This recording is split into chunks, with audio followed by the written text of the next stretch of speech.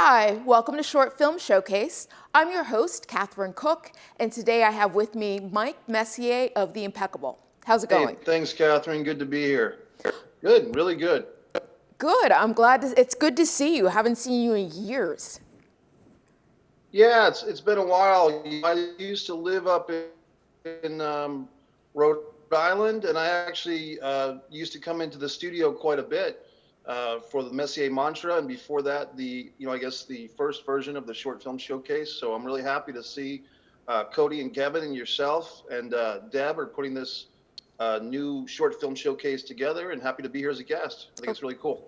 Well, hopefully I live up to the shoes that that you created for Short Film Showcase. Well, I think you're doing great. I think it's the whole idea of the show is to help independent filmmakers from New England, especially, get their works to new audiences. So as long as that's happening, I think it's a great thing, and I think you'll do wonderful. Well, thank you. So speaking of short films from formerly New England filmmakers, tell me about The Impeccable.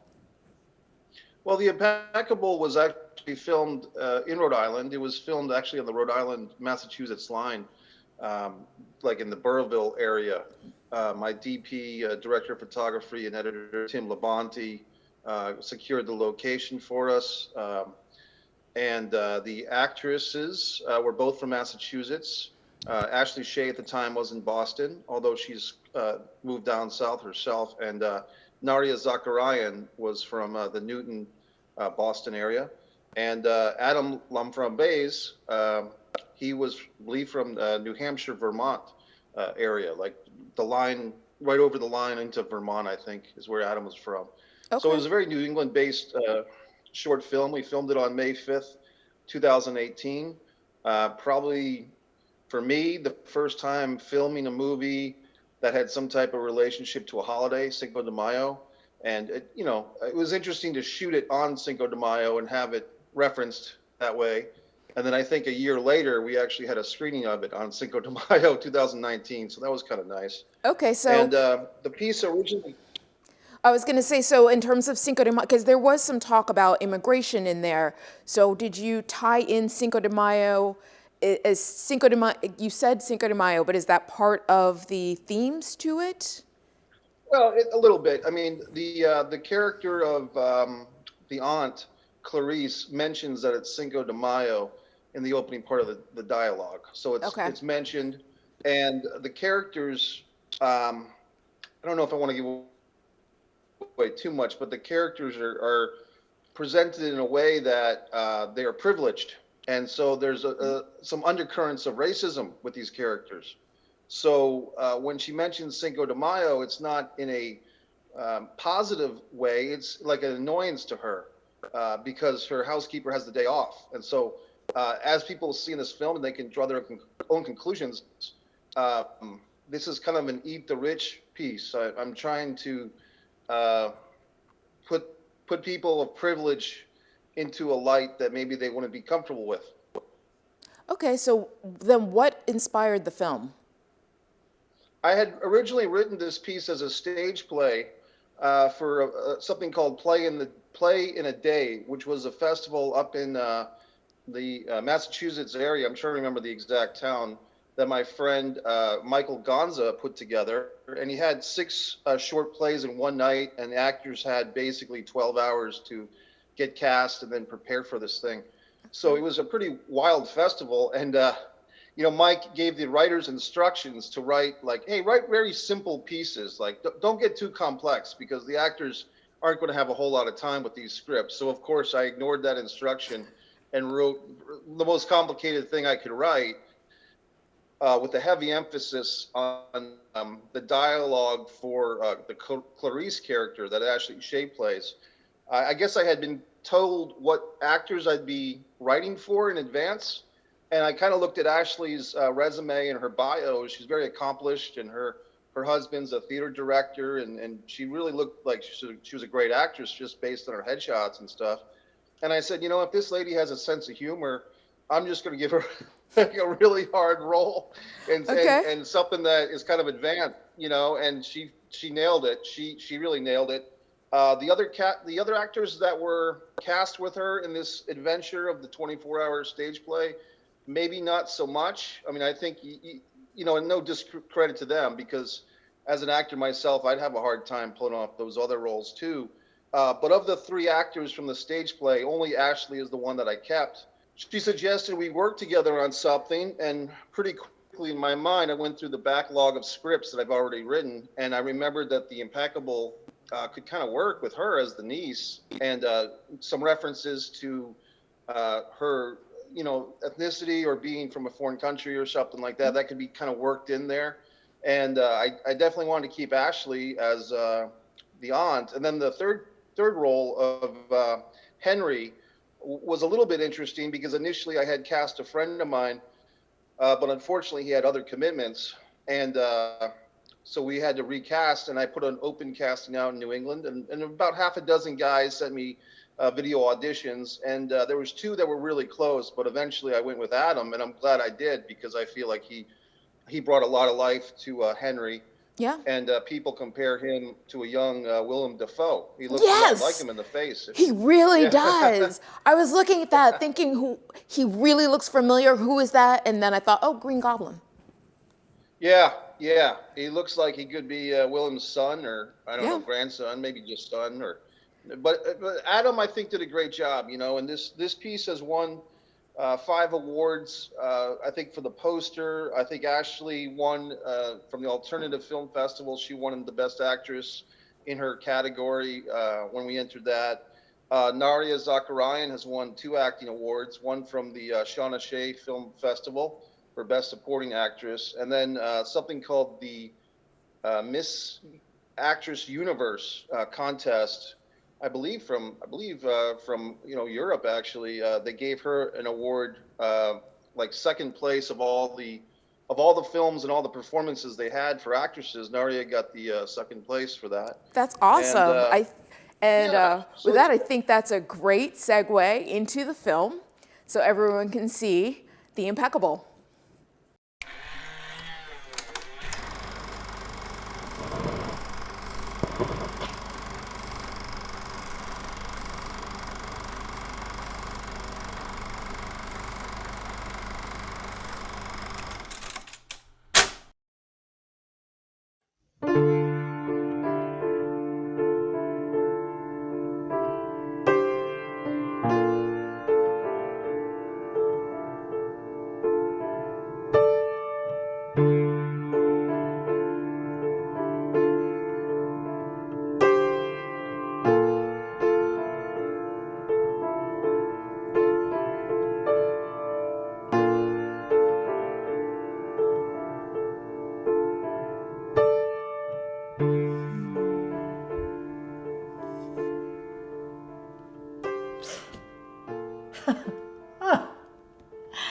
Oh, I just can't believe. Maids Union. Maids Day Off. Cinco de Mayo. Who ever heard of a Maids Union and a Maids Day Off?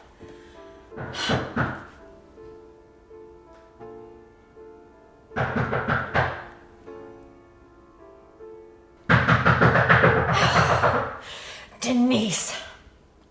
My niece.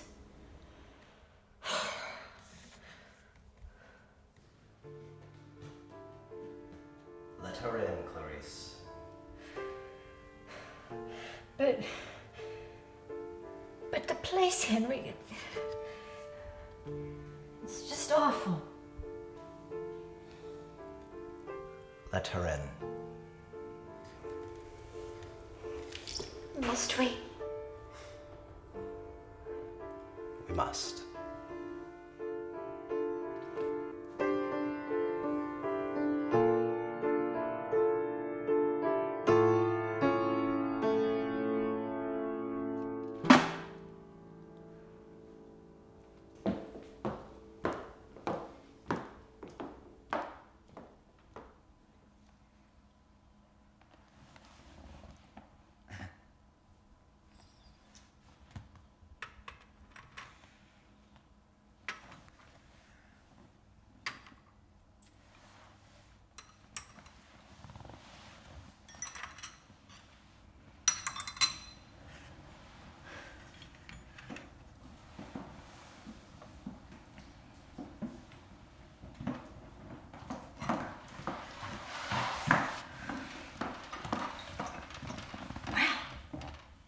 I see you two have already,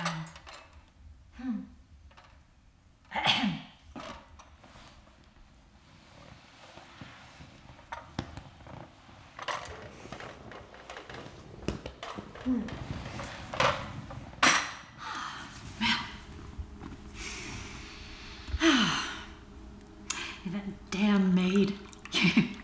Yeah, I really think that we should just... Please, Clarice. Don't worry.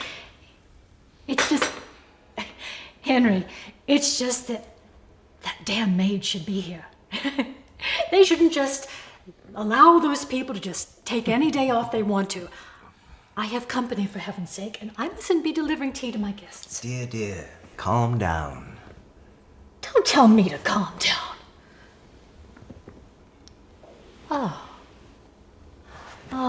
Just relax. Have a little fun.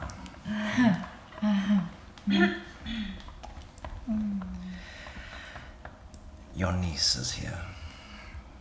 Oh, yes, she is. Yes, I am here.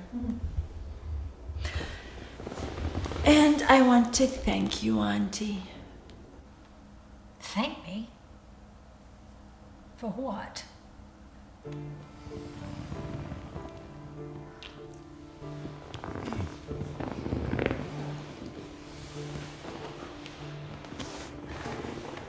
Wow, the donuts were always my favorite.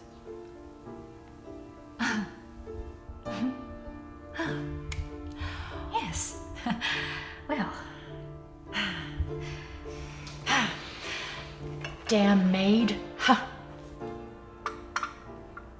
Yeah, they shouldn't give those people the day off. But you enjoyed them? The donuts? Yes, very much.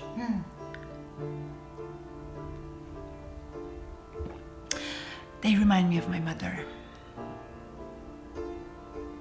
She loves those donuts. The strawberry ones especially. There's a day off for everything these days. Labor Day. Union Day. People's Day. VJ Day. What's that? Oh, it's some special war day they only celebrate here in little old Rhode Island. Can you imagine? I can't. Can't what? Oh, I was just saying. Oh, we were just speaking of private lady matters, my dear. Really? Yes, really.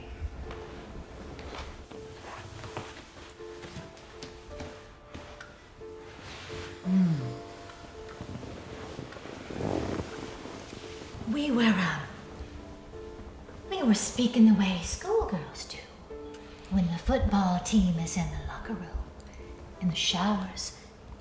We were speaking like schoolgirls. Really? You vixen.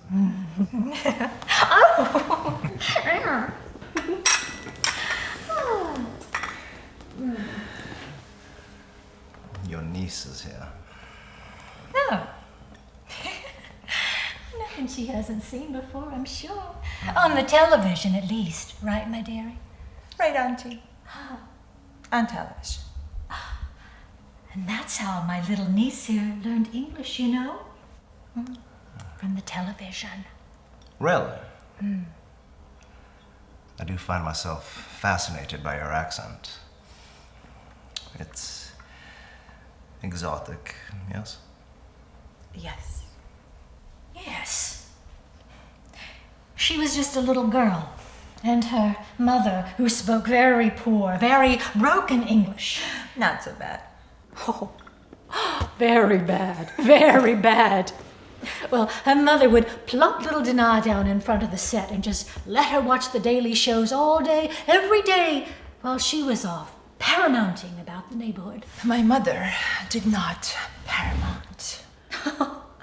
Oh, she most certainly did.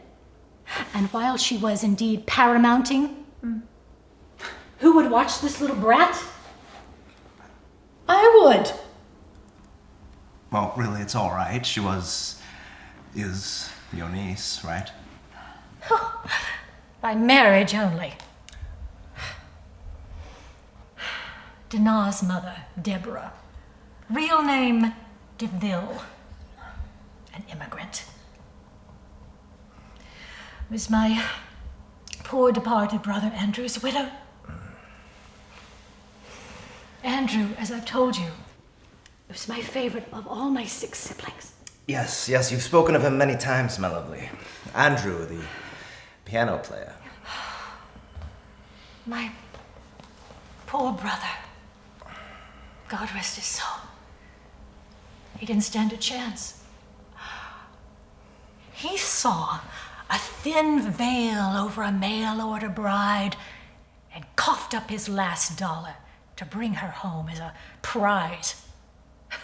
Like the fools at the county fair, tossing rings on bowling pins, trying to win a stuffed donkey. My mother was no stuffed donkey. Oh, wasn't she?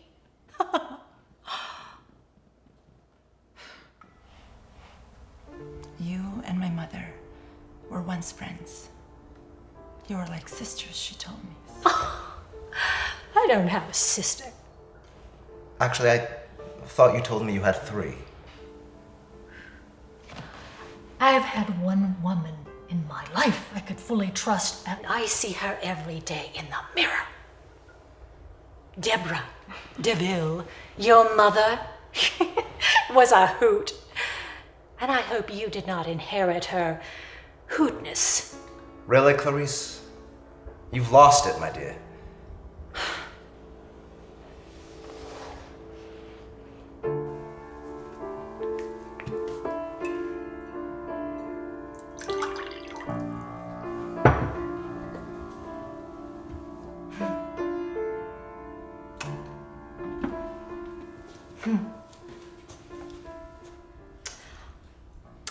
My mother was not quite born into privilege.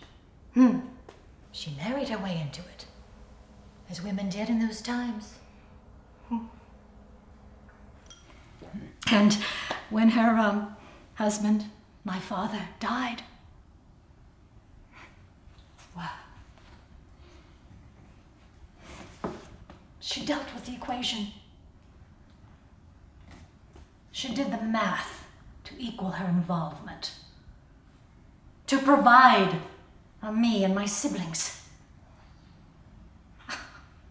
And you, your mother, a bit of a conniver, a bitch at times, but a bitch I could somehow respect.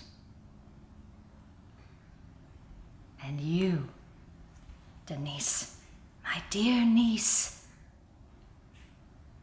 you've had a rather easy lot, haven't you? Huh? You don't know what it's like to claw, to beg, to steal.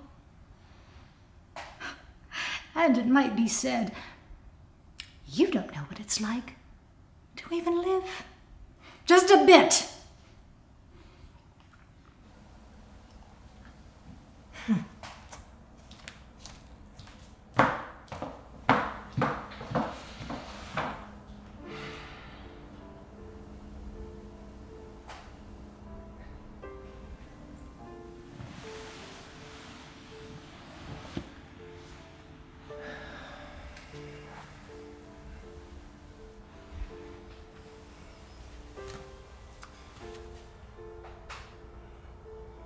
How are you, Denise? Little Dana. Holding up well?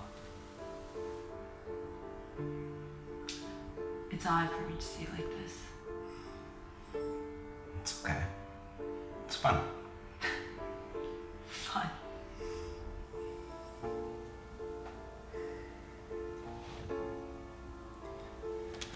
It'll be over soon enough.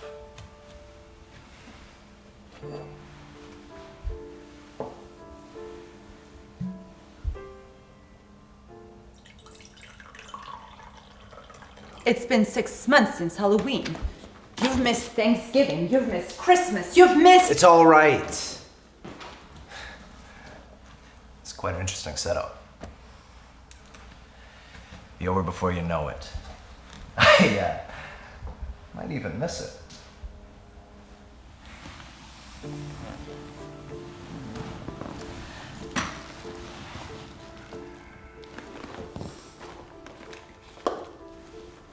Sparky misses you?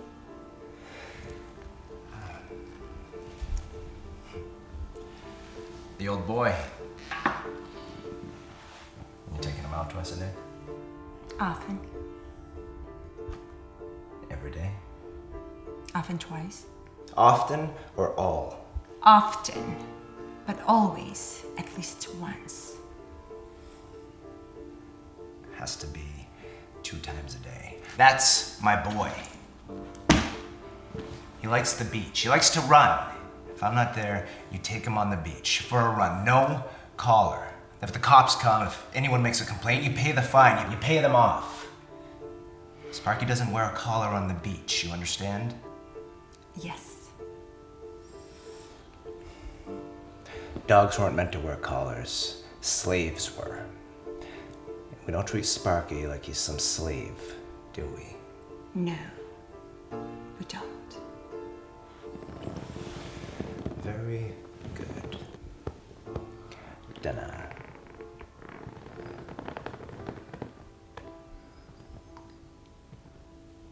I just don't understand how you're living with her. She's a cruel woman. She's a good woman.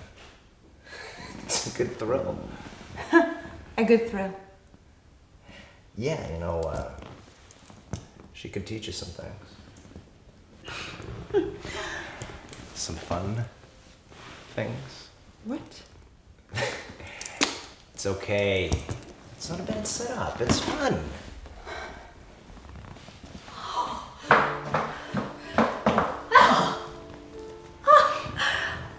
Well, I suppose inheritance and the preciousness of life is what we're here for, right? Death is imminent. It knocks on all our doors. And I suppose when I die, you'll want everything. Every damn thing there is to have of me. I only want what's best for the family, Auntie. For our legacy. Don't you call me auntie ever again! Ladies. There's no need for any violence.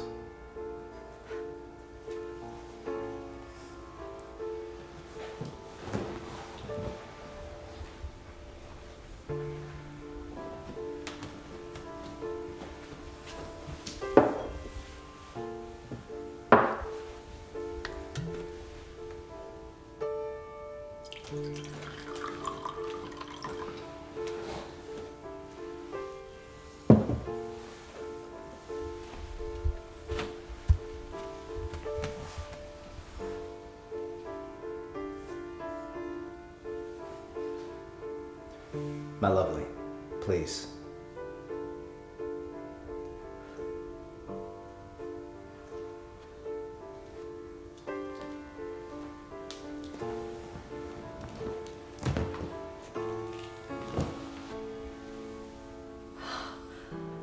And you dare to raise a glass? Really, Henry.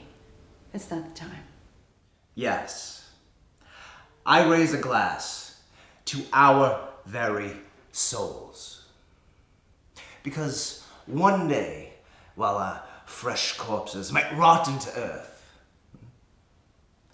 what will we be? Not we our bodies, but we our souls. All that we will have, all that our spirits will have. The memories.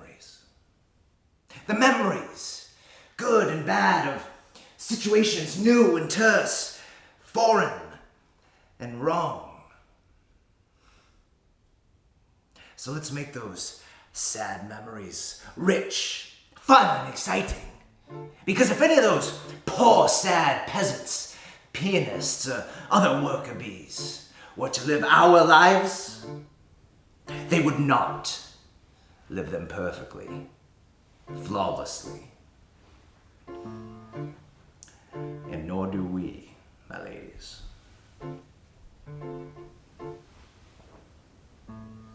We live these lives of beasts of privilege. So let us, privileged beasts, leave sins behind that make the tabloids worthy. Give the common man something to talk about. A bread and circus distraction from all his own damn dirty-nailed rugged misery. For they would so much love to sleep in the stained satin sheets that we give them as charity. So let's stain those sheets. Stain them with our privilege. Allow the masses to roll in our stains as if that were a thrill for them. Because it is. And if the charity taker asks, did we wash those sheets before we donated them? Tell them a white lie. Tell them we turned in those sheets freshly cleaned. We turned them in as they are. The impeccable.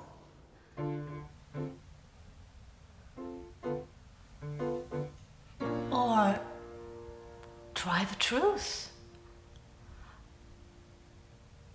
It was the maid's day off.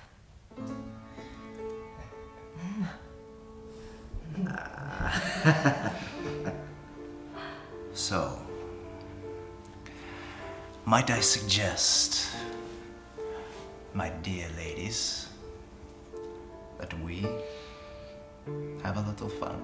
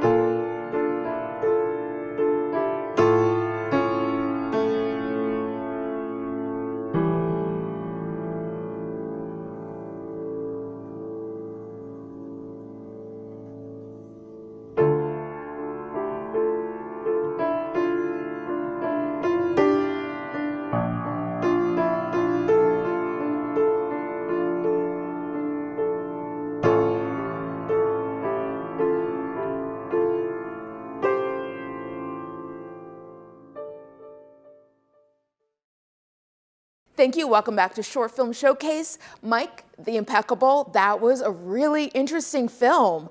Has some really interesting themes going with it. What is the main theme you want the viewer to get?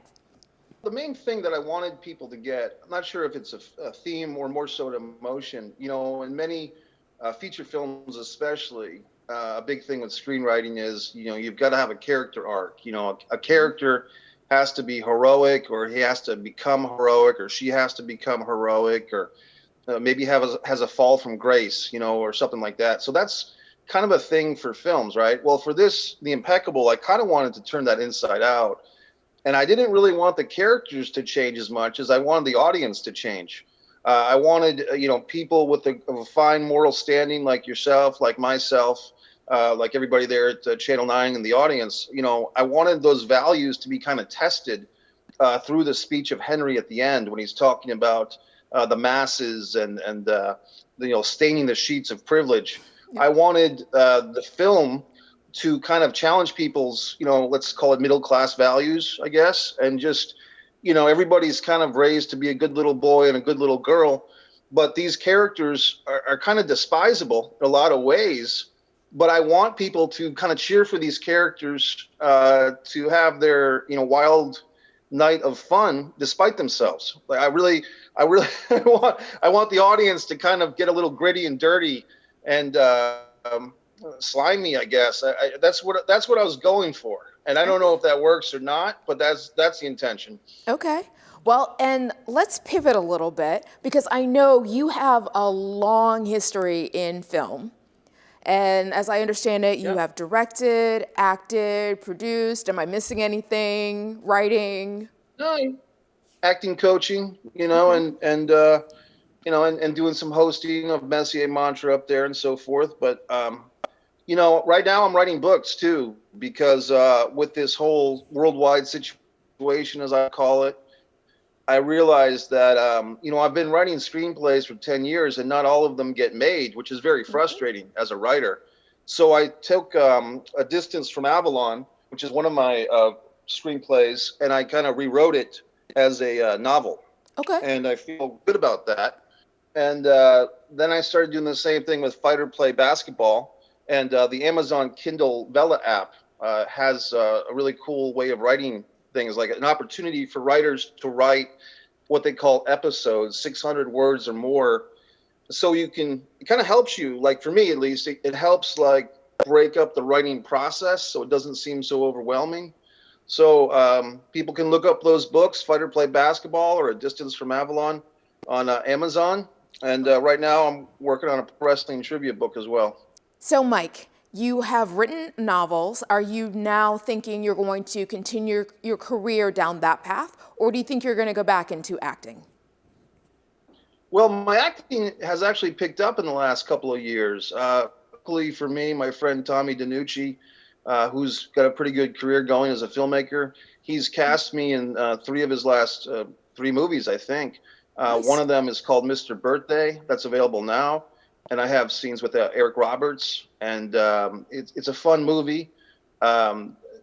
It's just a fun kids movie, actually.